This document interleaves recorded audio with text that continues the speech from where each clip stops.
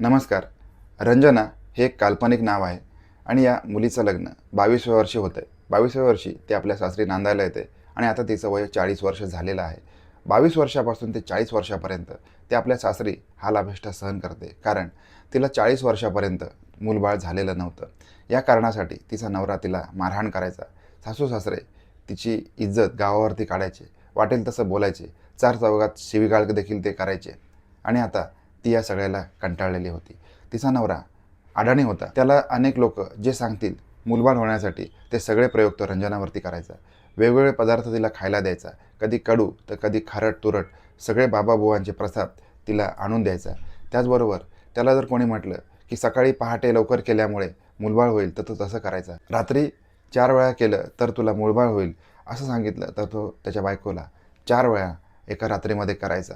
त्याचबरोबर वेगवेगळ्या दिवसाच्या वेगवेगळ्या वेळी तिला तो संभोग द्यायचा. पण त्याचा काही उपयोग झालेला नव्हता. शेवटी कोणीतरी सांगितलं की तुम्ही डॉक्टरी करा. त्याबरोबर मग रंजनाची डॉक्टरी केली गेली. त्यावेळेला डॉक्टर म्हणाले की तुमच्यामध्ये काहीच प्रॉब्लेम नाही आहे. त्याच्यामुळे मग संशयाची सोय तिच्या नवऱ्याकडे वळाली. पण नवरा आपली तपासणी करून घ्यायला अजिबात तयार नव्हता. तो संपूर्णपणे दोष त्याच्या बायकोवरती ठेवत होता. त्याच्यामुळे त्याची बायको 40 वर्षापर्यंत नाराज राहत आलेली होती. आणि आता रंजनाच्या सासू-सासऱ्यांनी त्यांच्या मुलाचं दुसरं लग्न करायचं देखील ठरवलेलं होतं. त्याच्यामुळे रंजना अधिकच घाबरलेली होती. रंजना बिचारी सकाळी उठायची, दिवसभर शेतावरती जाऊन काम करायची, संध्याकाळी घरी यायची, सासू-सासऱ्यांचं बोलणं ऐकायची, नवऱ्याचा मार खायची. ज्या ज्या वेळेला नवऱ्याला वाटेल त्या त्या वेळेला नवऱ्याची शरीराची भूक ती भागवायची. तरी देखील हे सगळं करून उपयोग होत नव्हता. तिला मूलबाळ राहिलेलं नव्हतं. आणि आता दिवसभर ती शेतावरती काम करत असताना मग एक दिवशी शेतावरती एक शेतमजूर आलेला होता. शेजारच्या शेतकऱ्याने एक शेतमजूर आणलेला होता आणि या शेतमजुराचं वय होतं 20 वर्ष. हा दिसायला काळा-सावळा तरुण होता. शेतावरती काम करता करता रंजना आणि शेतमजूर हे एकमेकांशी बोलायचे, एकमेकांसोबत भाकरी शेअर करायचे. हा जो शेतमजूर होता हा रंजनाच्या माहेरच्या गावामधला होता.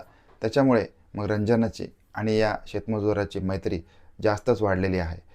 दोघंही एकमेकाला आपली सुखदुःख शेअर करायचे. तो तिला म्हणायचा, मी इतका शिकून देखील मला नोकरी नाही आहे. त्याचबरोबर रंजना देखील त्याला सांगायची की आता माझं वय 40 आलेलं आहे, तरी देखील मला मूलबाळ होत नाही आहे. तरी माझा नवरा आहे हा माझ्यावरतीच दोष देत असतो, असं ती या तरुणाला सांगायची. दोघेही एकमेकांच्या भावना विश्वामध्ये गुरफटून गेलेले होते आणि कधीकधी त्याच्यासमोर रंजना रडत बसायची. त्याला देखील वाईट वाटायचं आणि तो तिला धीर द्यायचा. एक दिवशी ती रडत असताना या शेतमजुराने रंजनाची मान आपल्या खांद्यावरती घेतली. ती हमसाहमशी करून या तरुणाच्या खांद्यावरती मान ठेवून रडू लागली. तो तिला धीर देत होता, समजवत होता. त्याने त्याचा हात रंजनाच्या पाठीवरून फिरवायला सुरुवात केलेली आहे. 5 मिनिटानंतर रंजनाला कळलं की आपण एका परपुरुषाच्या खांद्यावरती आपली मान ठेवली आहे. ती झटकन बाजूला झाली आणि कडेला जाऊन उभी राहिली. थोड्या वेळानंतर दोघेही आपापल्या कामाला निघून गेले. दुसऱ्या दिवशी पुन्हा भाकर तुकडा खाण्यासाठी रंजना आणि हा शेतमजूर एकत्र आले. पोटभर त्यांनी जेवण केलं आणि पुन्हा एकदा या रंजनाची नजर या तरुणाकडे वळालेली होती. तिच्या डोक्यामध्ये एक विचार आला. 40 वर्ष झाली आपल्याला, तरी देखील आपल्याला मूलबाळ नाही आणि आपला नवरा आपल्यावरती संशय घेतो. त्याच्यामुळे जर का आपण एखाद्या दुसऱ्या तरुणासोबत किंवा दुसऱ्या व्यक्तीसोबत आपले संबंध आले तर मात्र आपल्याला मूलबाळ होऊ शकतं. हे कल्पना तिच्या डोक्यात आली आणि आपण दोषी नाही हे देखील पुन्हा एकदा सिद्ध होईल आणि आपण आपल्या नवऱ्यासोबत या तरुणाचं मूलबाळ वाढवून आपण आपला सुखाचा संसार करू शकतो, असं तिला वाटलेलं होतं. त्याच्यामुळे मग हे दोघेही एकमेकांच्या भावना विश्वामध्ये असतानाच एक दिवशी ही गोष्ट रंजनाने त्याला बोलून दाखवली. या तरुणाने देखील मान खाली घातलेली होती, पण त्याचे डोळे आता चकाकलेले होते. कारण हा वर्जिन असलेला तरुण हा आपल्यासमोर एखादी 40शीमध्ये आलेली स्त्री या शरीरसुखाची मागणी करते हे ऐकून त्याला फार बरं वाटलेलं होतं. त्याने देखील मान खाली घालून होकार दिलेला आहे. शेतावरील झोपडीमध्ये रंजना आणि तरुण दोघेही गेलेले आहेत. तिथे मग रंजनाने चटई अंथरलेली आहे. आजूबाजूचा कानोसा घेतलेला आहे. आजूबाजूला कोणी नाही याची खात्री करून मग हे दोघेही या चटईवरती झोपलेले आहेत. या तरुणाने तिला जवळ घेतलं आहे आणि तो तिला म्हणतो की रंजना, माझा हा पहिलाच अनुभव आहे, त्याच्यामुळे तू मला सांभाळून घे. रंजना म्हणाली, काही काळजी करू नकोस. या सगळ्या बाबतीतले मला खूप अनुभव आहेत. मी माझ्या नवऱ्याला दिवसामध्ये 4-4 ते 5-5 वेळा शरीर सुखासाठी घेतलेला आहे. त्याच्यामुळे तो निवांत राहा, निश्चिंत राहा. आता हा जो तरुण आहे त्याच्यासमोर एक 40शीमध्ये असलेली बाई होती. तिच्या स्तनांचा उभार काहीसा झुकलेला होता आणि आता हा जो तरुण आहे, हा तरुण या रंजनावरती स्वार झालेला आहे. त्याने तिची साडी हलकेच वर केलेली आहे, परकर देखील वर केलेला आहे आणि त्याला काय करू आणि काय नको असं झालेलं होतं. विशीमध्ये असलेला तरुण रंजनाचं अंग रगडू लागला, तिला चोळू लागला. ती देखील आता सुस्कारे सोडत होती. तिला देखील हा नवीन अनुभव होता. कोळा बाण तरुण तिच्यावरती स्वार झालेला होता. तिच्यावरती चुंबनाचा वर्षाव करत होता. त्याने तिला घट्ट आवळून घेतलेलं होतं. या तरुणाचं शरीर शेतीमध्ये कष्ट करून अतिशय कणखर झालेलं होतं आणि आता हा तरुण काही केलं थांबायला तयार नव्हता. त्याला संबंधाची इतकी घाई झालेली होती की त्याने तिच्या अंगावरची साडी दूर केली, त्याचबरोबर तिचा ब्लाऊज देखील पटकन दूर केला आणि तिचे जे वक्षस्थळं आहेत, ही वक्षस्थळं आता त्याला खुणावत होती. तिच्या वक्षस्थळांचा स्पर्श त्याच्या छातीला होत होता. त्याने तिच्यावरती स्वार होऊन भोगायला सुरुवात केलेली आहे.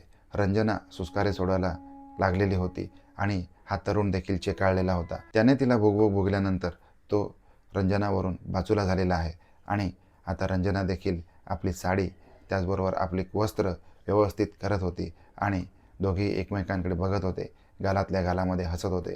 दुसऱ्या दिवशीपासून रंजना वेगवेगळी साडी घालून या तरुणाला भेटण्यासाठी येत होती.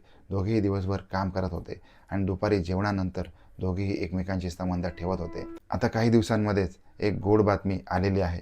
रंजनाला समजलेलं आहे की आता आपली पाळी चुकलेली आहे आणि आता आपण गरोदर राहणार आहोत असं तिला वाटलेलं आहे.